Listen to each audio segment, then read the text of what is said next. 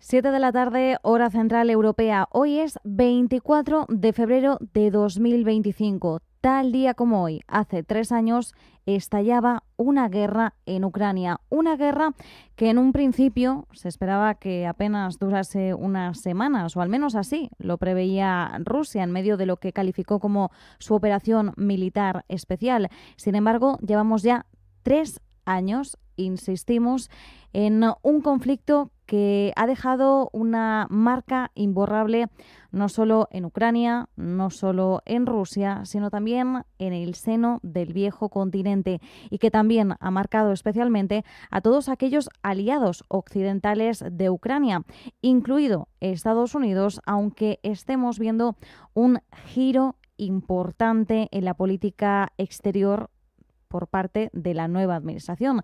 La administración Trump ha llegado con mucho dinamismo, con grandes cambios, con giros poco convencionales respecto no solo a la administración anterior, la administración Biden, sino respecto a todas las administraciones estadounidenses, incluida la suya propia del primer mandato. Estados Unidos abre muchos nuevos interrogantes y en especial después de una semana marcada por ese primer encuentro entre funcionarios estadounidenses y rusos en la capital de Arabia Saudí. En Riad se encontraban hace apenas una semana esos representantes para arrancar unas negociaciones oficiales que pongan fin a la actual guerra en Ucrania. Bien, parece que estamos viendo un trato más favorable de Estados Unidos hacia Rusia y mucho menos favorable hacia Ucrania, quien ha dependido no solo de Europa en su apoyo, sino especialmente de Estados Unidos. Y en especial estamos palpando unas tensiones que van en aumento entre el presidente estadounidense Donald Trump y el presidente ucraniano Volodymyr Zelensky.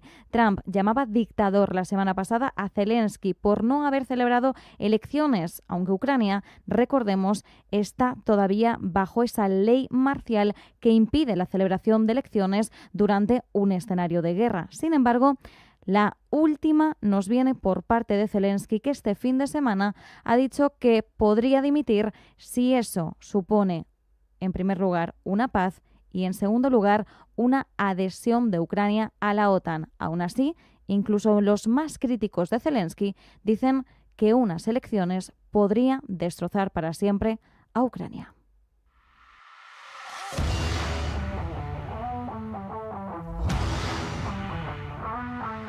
Visión Global, con Marta Isern, Radio Intereconomía.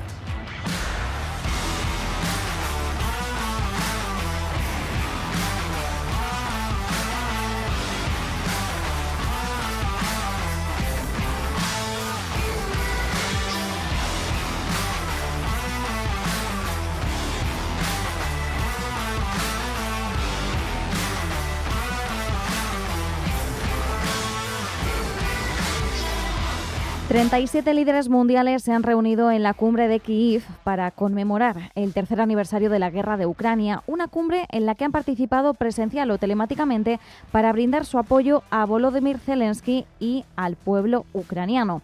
Ursula von der Leyen, Antonio Costa, Justin Trudeau y Pedro Sánchez son algunos de los líderes que han acudido a la capital ucraniana. Entre todos esos representantes ha habido una ausencia muy notable: la de Estados Unidos.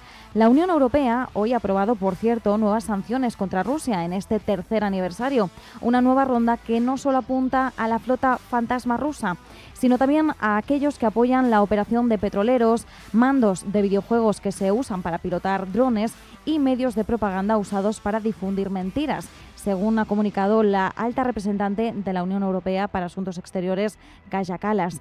Las nuevas sanciones afectan a 48 personas y 35 entidades que amenazan la integridad territorial y la independencia de Ucrania.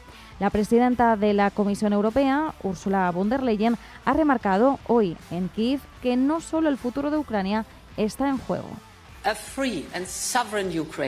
Una Ucrania libre y soberana no solo beneficia a Europa, sino también al mundo entero, porque los autócratas de todo el mundo están observando con mucha atención si existe impunidad, si se violan las fronteras internacionales o se invade a un país vecino, o si existe una verdadera disuasión. Esto no solo es primordial para Europa, también es importante para Asia, África y ambos lados del Atlántico.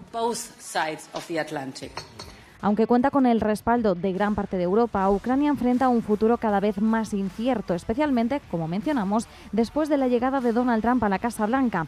El presidente de Estados Unidos ya lleva un mes en el cargo y ha demostrado un giro radical en política exterior respecto no solo a la administración Biden, sino respecto a las últimas décadas presidenciales. Trump ha tomado las riendas de las negociaciones en Ucrania, pero por el momento el trato parece más favorable hacia Rusia, algo que preocupa especialmente a Europa, que sabe que ya no cuenta con el mismo respaldo y protección de Estados Unidos. Por su parte, Zelensky ha lanzado una clara advertencia: Rusia no se detendrá en Ucrania. Los países con raíces rusas también están en riesgo. Aquellos países donde hay gente que habla ruso o con raíces rusas, como familias mitad estonias, mitad rusas, están en riesgo, igual que Crimea o el Donbass, y dirán que no están ocupando territorios, que están defendiendo a la gente que habla ruso. Por eso creo que la gente de Estonia está en riesgo. Todos esos países corren este riesgo. That's why I think that Estonian people have these risks. I think all such countries would, I think, have this risk.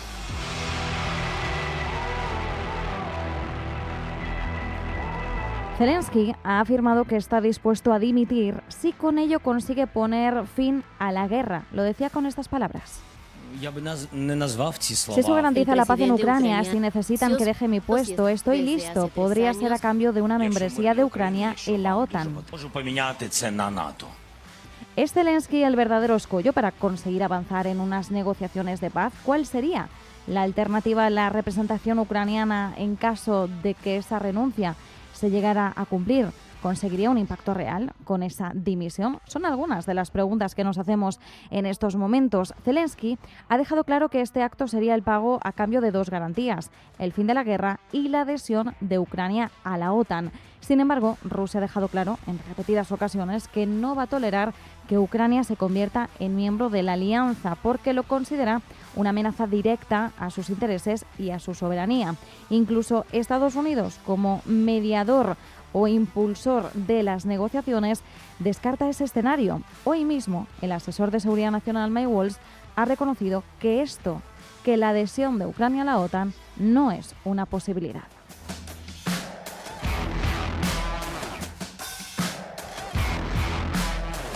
¿Hasta qué punto Zelensky se encuentra peligrosamente en la cuerda floja? La Rada Suprema de Ucrania hoy ha rechazado la prórroga para extender el mandato del presidente ucraniano.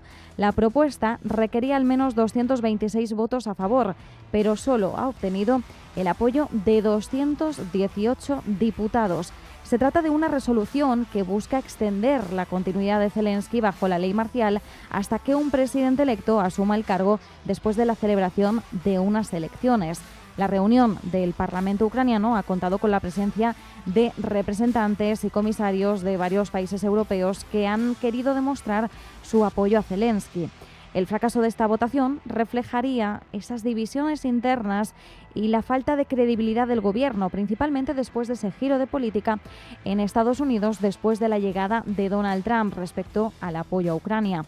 El fracaso de esta resolución llega en muy mal momento porque se produce justo en ese momento crítico entre las relaciones de Ucrania con Estados Unidos.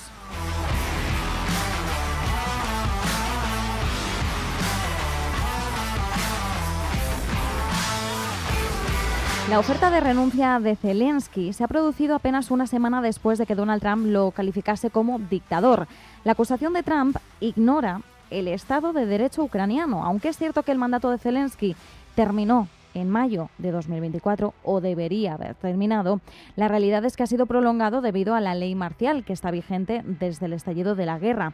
Según la Constitución ucraniana, la celebración de elecciones queda suspendida bajo la ley marcial hasta que el país pueda concentrarse para que el país pueda concentrarse mejor en su defensa hasta que se produzca una resolución de la guerra, y a su vez la Constitución no puede modificarse en tiempos de conflicto.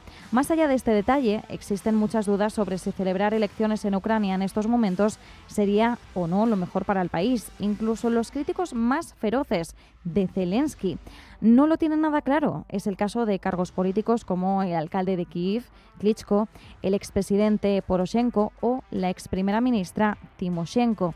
Todos ellos, aunque no son partidarios de Zelensky, se oponen a la celebración de elecciones antes de que termine la guerra, y por eso están brindándole apoyo a Zelensky para que se mantenga en su actual posición.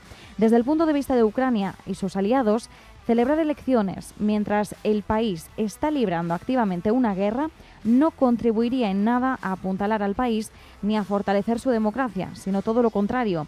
Pondría en peligro la cohesión del país y lo dejaría muy vulnerable a campañas de influencia rusas. Sería, por tanto, difícil garantizar que todos los ciudadanos puedan formarse una opinión y expresar sus puntos de vista. Esto podría desembocar en el enfrentamiento de ucranianos contra ucranianos, una opinión que comparte Gonzalo Gómez de la Calle, consultor en Entity Data y profesor de Economía en la Universidad Pontificia de Comillas. Yo diría que no es posible. Esto se basa simplemente en la teoría del psicólogo Maslow, ¿no?